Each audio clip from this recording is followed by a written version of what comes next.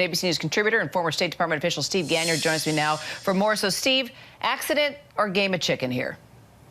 I think it's closer to game of chicken, but I actually think that it's the Chinese are saying we're not going to try to start a fight, but if one happens, we're ready and we're here. So I'll take a little bit of a contrary view here. The U.S. called those intercepts the Russian aircraft or the Chinese aircraft flying out in front of the U.S. reconnaissance aircraft and the Chinese ship cutting off the U.S. ship. They called it unprofessional. To me, it looked very professional. The Chinese warship actually called on the radio to the U.S. warship and said, we are going to cut in front of you. And they did. And you can see the wake of that ship, that the ship is accelerating, giving the U.S. the ship a chance to slow down. If you look at the airplane that flies in front of the U.S. reconnaissance aircraft, you can tell it's accelerating, and it does a very lazy turn out in front. We've seen much more reckless behavior out of the Russians in the region of Crimea. So I think that these were both very professionally done. They were there to make a statement, and they did make a statement, and it's going to play quite well back in Beijing with the domestic audience.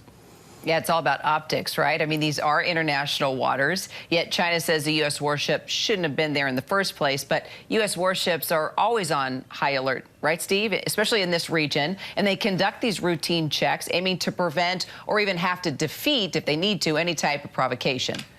Yes. So the international law is, the accepted international law is the 12 nautical miles off the coast of a sovereign country is that country's waters. The Taiwan Strait is well outside of 12 nautical miles off the Chinese coast, but the Chinese don't believe that international law applies to them. They have created what's called a 9-dash line that goes way, way out into the Western Pacific, and so they believe that this is their territorial waters. Now, nobody else believes that, but they're going to continue to assert themselves and say that it is their territorial waters, and it's going to lead to more of these confrontations.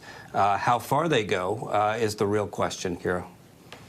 All right. Well, we'll definitely follow it. And, of course, it's not the first aggressive action, right, we have witnessed recently between the U.S. and China. Yet Defense Secretary Lloyd Austin is calling for more communication with China. But is talking to China really the answer, Steve, especially after an incident like this and the others we've seen in the past year?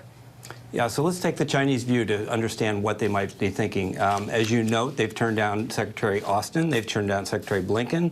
I think that Mr. Sullivan got a sort of a pull aside. It wasn't a significant meeting.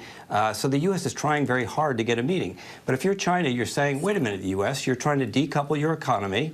You've pulled away chips that we need for our economy. You're doing everything you can to isolate us, and now you're running your ships in our backyard in what we consider our territory.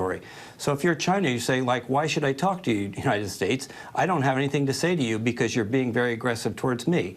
So I think that at this point, the U.S. is trying so hard, we're going to have to see a concession out of the U.S. So in the days and weeks to come, we ought to be looking for some sort of a gesture by the United States that would sort of calm the Chinese irritation. All right, Steve Ganyard, appreciate the insight. Thanks, Kara. Hi, everyone. George Stephanopoulos here. Thanks for checking out the ABC News YouTube channel. If you'd like to get more videos, show highlights, and watch live event coverage, click on the right over here to subscribe to our channel. And don't forget to download the ABC News app for breaking news alerts. Thanks for watching.